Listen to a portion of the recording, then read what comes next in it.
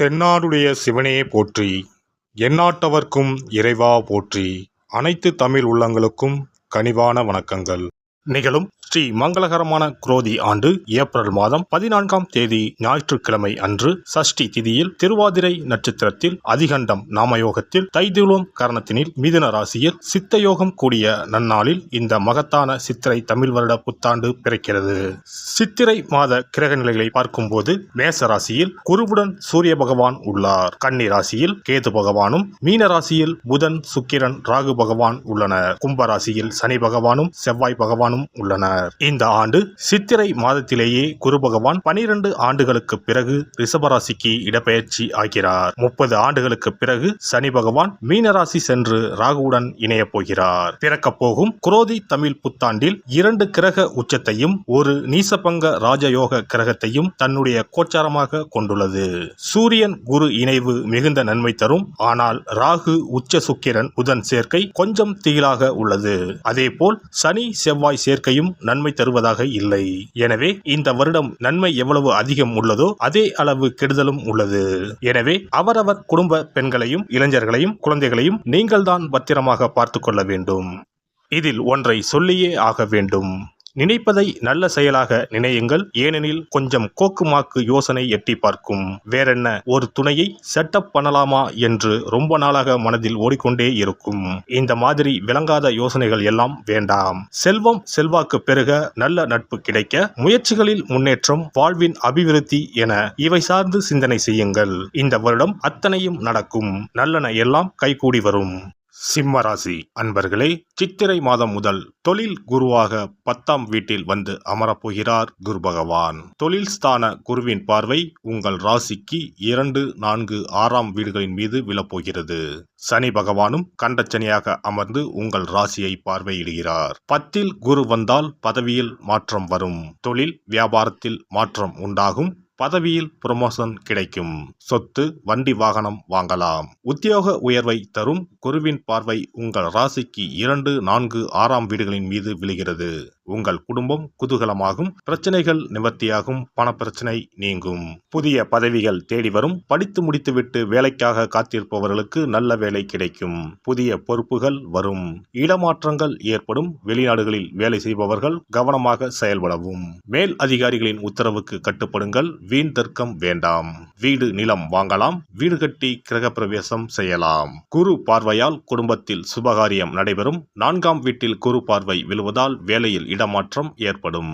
சுகமும் சந்தோஷமும் ஏற்படும். சிலருக்கு வீடு மாற்றம் நிகழ வாய்ப்பு உள்ளது. 6ஆம் வீட்டில் குருவின் பார்வை விழுகிறது. கடன் பிரச்சனைகள் நீங்கும். எதிரிகள் தொல்லை நீங்கும். கண்டச்சனியாக உங்கள் ராசிக்கு நேர் எதிரே சனி பகவான் ஆண்டு முழுவதும் அமர்ந்திருப்பதால் வேலையில் பொறுப்பும், பணியிடங்களில் பேசும்போது கவனம் தேவை. இருப்பதை விட்டுவிட்டு பறப்பதற்கு ஆசைப்படக்கூடாது.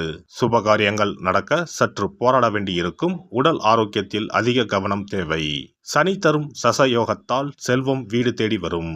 உங்கள் செலவுகளை குறைத்து சேமிக்க தொடங்குங்கள்.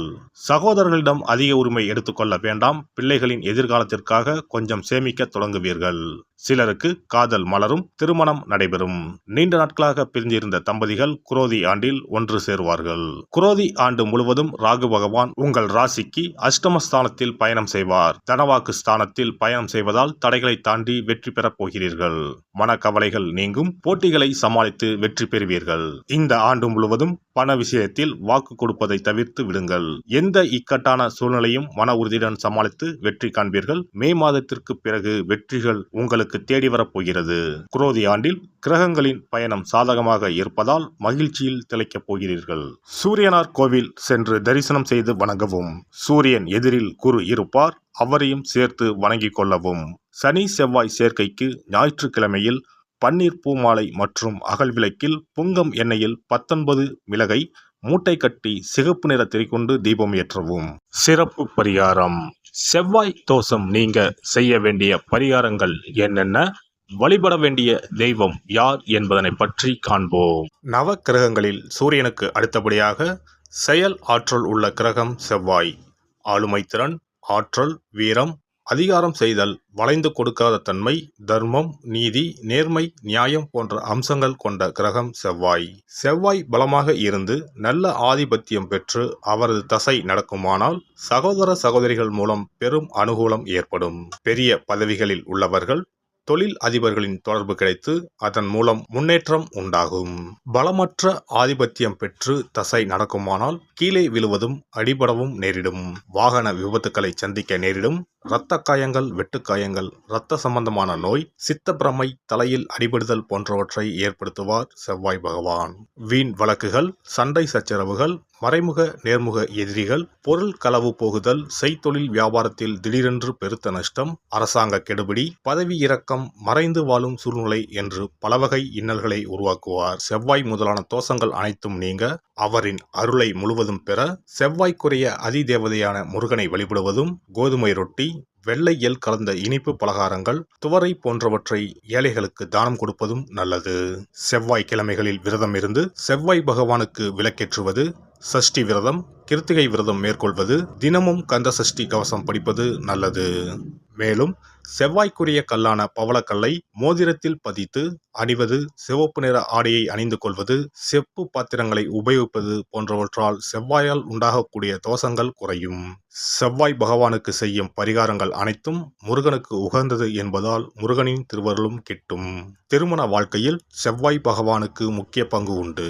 திருமணத்துக்கு வரன் பார்க்கும்போது பிள்ளைக்கோ அல்லது பெண்ணுக்கோ செவ்வாய் தோஷம் இருக்கிறதா என்றுதான் முதலில் கேட்பார்கள். அந்த அளவுக்கு செவ்வாய் தோஷம் மிகவும் முக்கியமானதாக பார்க்கப்படுகிறது. ஒருவரின் ஜனன ஜாதகத்தில் லக்னம், சந்திரன், சுக்கிரன் ஆகியோருக்கும் செவ்வாய் இருக்கும் இடத்துக்கும் உள்ள தொடர்பை கொண்டுதான் செவ்வாய் தோஷம் ஒருவரின் ஜாதகத்தில் எந்த அளவுக்கு வலிமையாக இருக்கிறது என்பதை கணிக்க முடியும். செவ்வாய் தோஷம் இருக்கிறது என்றால் நம்பிக்கையோடு மிக எளிய பரிகாரங்களை செய்வதன் மூலம் தோஷ நிவர்த்தி பெறலாம். செவ்வாய் தோஷம் என்பது திருமண தடையை ஏற்படுத்துவது மட்டுமல்லாமல் மேலும் பல இடையூறுகளையும் ஏற்படுத்தும். எனவே செவ்வாய் பகவானை செவ்வாய் தோறும் செவ்வாய் ஹோரையில் வழிபடுவதும், செவ்வாய்க்குரிய கடவுளான முருகப்பெருமானை 9 நெய் தீபம் ஏற்றி வழிபடுவதும் செவ்வாய் தோஷத்தினால் ஏற்படக்கூடிய அசுப பலன்களின் தாக்கத்தை பெரிதும் குறைக்கும் என்பது ஐதீகம். செவ்வாய் தோஷம் ஒருவருக்கு இருந்து ஒருவருக்கு இல்லை என்றால் திருமணம் செய்யக்கூடாது என்பது சாஸ்திரம். இருவருக்கும் இந்த தோஷம் இருந்தால் திருமணம் செய்து வைக்கலாம் என்று சிலர் சொல்வார்கள். ஆனால் பொதுவாக தோஷம் ஒருவருக்கு இருந்தாலும் சரி அல்லது இருவருக்குமே இருந்தாலும் சரி, தக்க ஜோதிடர்களை ஆலோசித்து முறைப்படி பரிகாரங்கள் செய்வதுதான் சரி. செவ்வாய் தோஷத்தால் திருமண தடை உள்ளவர்கள் வைத்தீஸ்வரன் கோவிலுக்கு வந்து அரச மரத்தடி விநாயகர் ஆதி வைத்தியநாதரை வழிபட்டு ஆலமரத்தை சுற்றி வர வேண்டும். வைத்தியநாத சுவாமி, தையல்நாயகி அம்மன், செவ்வாய்க்கு அதிதேவதையான முருகப்பெருமானை வழிபட வேண்டும். சன்னதியில் உள்ள செவ்வாய் பகவானுக்கு சிகப்பு வஸ்திரம் சாத்தி அபிஷேகம் செய்து பரிகாரம் செய்ய தடைகள் நீங்கும். இந்த வீடியோ பதிவு உங்களுக்கு பிடித்திருந்தால் லைக் பண்ணுங்க, கமெண்ட் பண்ணுங்க, ஷேர் பண்ணுங்க, மறக்காம சப்ஸ்கிரைப் பண்ணுங்க, பக்கத்துல இருக்கிற பெல் பட்டனை கிளிக் பண்ணுங்க. நன்றி, வணக்கம். ஓம் நமச்சிவாய. சிவாய நம.